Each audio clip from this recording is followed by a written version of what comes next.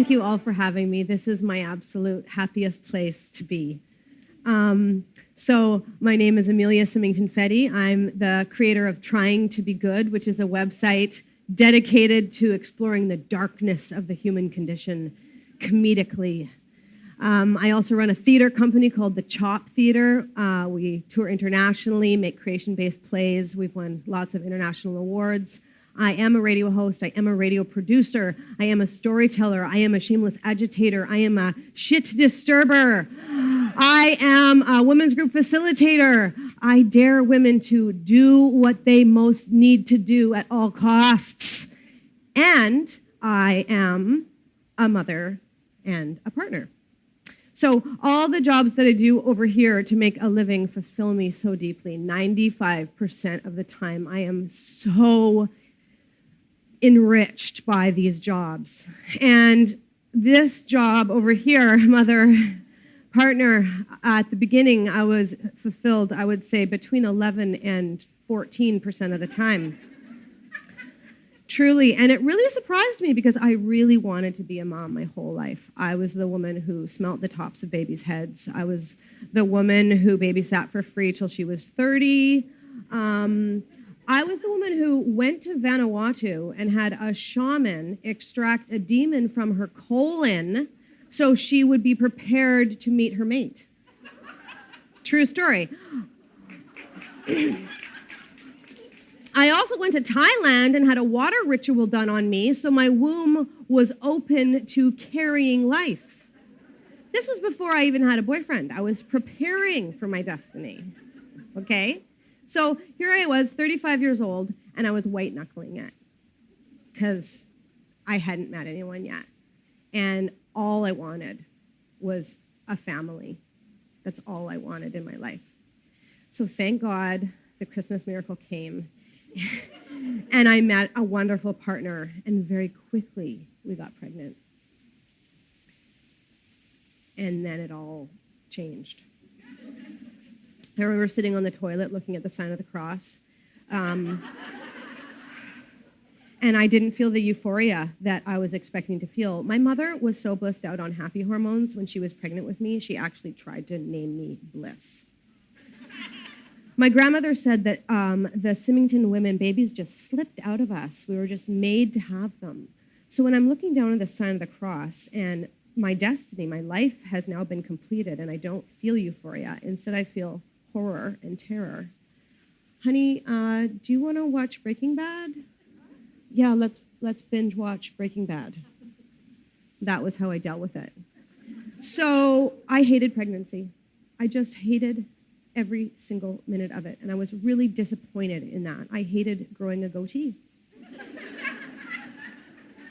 I hated hair moles popping up in all the weird places. I hated my arches falling. I hated having no ankles. I hated walking down the street and grabbing my crotch in pain with the shooting stabs that would hurt, and I would have to bend over and moan and groan. I hated the 6-pillow setup. I hated pissing the bed. I hated sex. And I was so disappointed that I hated all of this. And then I had the baby. And again, what is wrong with me? The baby was born and brought to me, and I didn't look at him with wonder. I didn't count every single finger and toe at the majesty of the miracle of life. I didn't feel the flood of endorphins I was supposed to feel when he latched on for the first time. I felt like he was sucking the lifeblood out of me, which he was. And again, shame. Oh my God, he's only hours old. I'm causing him cellular abandonment issues. Where is my natural instincts? What is wrong with me? I took the baby home, and I tried so hard, but I was so overwhelmed with resentment. I could clearly see that my partner now loved something more than he loved me. And so I took to a cocoon. I went inside my room. I closed the door. I fed him when I needed to. And my partner really took on the mothering for quite a lengthy period of time. I went to the momming baby groups. I tried. And I'd look at the women smiling placidly at their worms rolling on the carpet. And I just wanted to yell at these women like, with this birth, don't you see that there is this death going on? Right? But truly, like, you aged 28 to 46, you've had this entire life of career and passion and excitement and traveling to tropical places on visa and going out for fancy dinners and dancing to reggae music till 3 a.m. and doing drugs. And all of it, it's gone forever. And with that birth came this great grief for me. Where am I now, And I went to postpartum depression groups. I thought, okay, that's it. I have postpartum depression. No, I didn't. It wasn't chemical. It was this disconnect between maiden and mother, like that rite of passage of the greatest transformation in a woman's life, really, from maiden to mother. And I had no education around it. I had no one supporting me through it and saying that, these things are normal or okay, or everyone does it at their own speed. And so again, just shame. And I took myself further into the darkness and the cocoon. And my doctor put me on strong amounts of anti-anxiety medication and antidepressants. And one night, my baby was crying. My husband was so exhausted from doing most of the lion's share of the work that I got up and I fed my child. And I'm an actor, so I tried to, fake it. Cutie little... Feeling it. I tried to feel it. The feeling you're supposed to feel that everyone says that is so natural. I tried so hard to feel it. And I fed him, and I thought, well, maybe I'm a good enough actor for him. And I put him in his crib. And then, without thinking about it, at the darkest night, at 3 a.m., I walked into the office and I started typing. What if I never want to be a mom and I'm a mom? What if I'm addicted to anti-anxiety medication? I'm taking more, I'm hoarding them, and the doctor doesn't know. I'm smoking a lot of pot now, too. What if this child, it's funny because it's true. What if this child never gets from me what he deserves from me? What is wrong with me? Why aren't I feeling these normal instincts? And I hit send. And the next morning, of course, reams of emails back. You don't deserve to be a mother. You should have your child taken from you. You're insane. You should be put in a mental institution. But the emails that I took seriously were, oh my God, I feel the darkness too. I've never felt so alone in my life. I don't know if I would have done this if I had known it was going to be so hard. And thank you so much for saying it so I can feel it. And so then with this reciprocation, this give and take, right? The feedback loop, oh my gosh, a little bit of light came into my cocoon. That's what I had been starving for, to nourish myself with this conversation that I had forgotten about with the outside world, that speaking the truth, and there can be this give and take. With babies, you don't really get that reciprocation, and that's how it's supposed to be, Mom. Right? Like you give, you serve. That's your role. But I was longing for the call and response. And so I wrote so I could change my baby's diaper. And I wrote so I could do some dishes. And I wrote so I could have sex with my husband. No, I didn't. I didn't. Just kidding. I must have had sex with my husband. I guess I was sleeping because I got pregnant again when my firstborn was 8 months old. And I thought,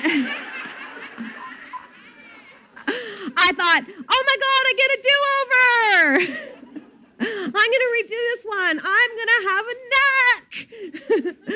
neck. I walking through the grocery store. Oh my God, you are as wide as you are tall. Someone said to me. Like, no, it was as bad as the first time. I couldn't get this pregnancy thing down. It was not enjoyable. But what I knew was that I had to keep this little glow going in the cocoon. And so I took the fetus with me when I rode at 3 a.m. after I pissed my pants. And I took the fetus with me when I taught a course in Hawaii. And I took the fetus with me when I built a play about the darkness of motherhood with 5 other actor friends. And after I had my C-section and I still had stitches in 6 weeks later, the baby came with me and was with a nanny backstage while I performed the show for a group of moms. And we laughed, thank you, and we cried together. And again, feedback loop, give and receive. Here we go, conversation. Oh my gosh, I'm nourished. I'm nourished, so now I can nourish. And that is when I decided to take on the term radical inconvenience militantly. And radical inconvenience doesn't mean like, oh, I need to go get my nails done. Oh, I need to go and have some girl time. That's not what it means. It means doing what your soul's purpose is at all costs every single day, even though it radically inconveniences the people in your life and annoys the fuck out of them. So, no, we can't go to so-and-so's birthday party because mommy is doing her soul's purpose. No, I'm not cleaning the house. I know it smells like human shit. Mommy, wifey, is doing her soul's purpose. Yes, you can watch 2 more hours of TV because mommy is doing her soul's purpose. And it annoyed my husband because he had to do more work than was fair, really. He had to take on more and for me to be alive and okay. And it annoyed my children. They didn't get what they wanted all the time. But I would bring them with me when I did my soul's purpose so they could watch me be happy. And basically it was a life and death situation. Do you want me high on benzodiazepines and smoking weed every night? Or do you want me? Do you want me, mom, here, right now, being present with you, enjoying you? So my creativity became my medicine, right? It doesn't really matter what it is. It could be just a little bit of yoga, moving the body to some Sade for 15 minutes, It could be writing the bit of a grant for the project 2 years in advance. It could be writing a blog post that never gets published. It doesn't really matter as long as I do it every single day. I don't throw the toy through the window. I don't scream at my mate for bringing the wrong percent of milk home. Right? I do this for all of us, nourishing, feeding myself so I can feed my family. And I was watching my son. He was 3 years old. He was playing the guitar. And I said, how does it feel? How does it feel when you play guitar? And he said, Mama, it just feels so Julius. And I said, well, what does Julius mean? And he says, Julius means, in my heart, I just feel so sparkly and so beautiful. That's it. That's the word. That's the feeling I want you to go after all the time, honey. And that's when I realized at 3 a.m. that night, 3 years ago, when I thought I was the worst mother in the world with no instincts. In fact, there was great mothering instinct in me that reached for that pen to write down my greatest fears, knowing that I would be judged. There was a profound cellular ancient wisdom that came out of me that put my baby down and went and, without even considering it conceptually, reached for what would feed me so I could feel a little bit of light. And that was the moment when the cocoon became too tight and it sloughed off like it does in the Symington family, and I was able to transform. And I realized it was also in that moment at 3 a.m. that I taught my son his very first lesson. And when I think about it, it's the only thing I want my children to know about the world, is you do what makes you feel Julius. You grab onto it, you hold it, and at all costs, you do it because it is truly the only thing that will get you through the darkness. Nothing else will. And so I stand here now I have a 4-year-old and a 3-year-old. They're in full-time daycare.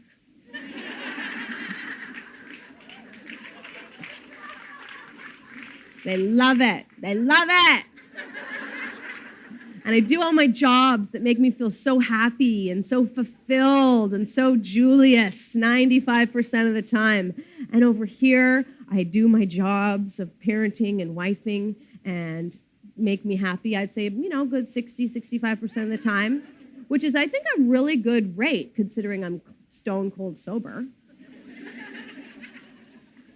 And I absolutely 100% know that the only thing I have to do every single day is my soul's purpose for, half an hour, something, because that is the only thing that makes me such a fucking good mom.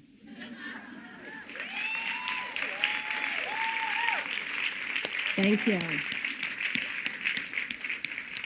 So I also just want to say that for anyone who wants to completely disrupt their family and start practicing radical inconvenience on them, I'm starting another Necessary Creatives course. It starts November 1st.